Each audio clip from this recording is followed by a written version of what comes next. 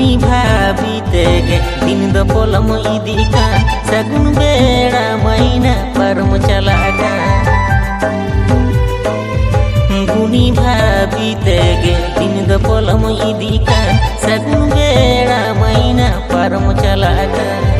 प्यार करके देखना दीना मोजा बुझो कान प्यार करके देखना दीना मोजा बुझो कान जमाई हदो में से टाइम ओवर चला गा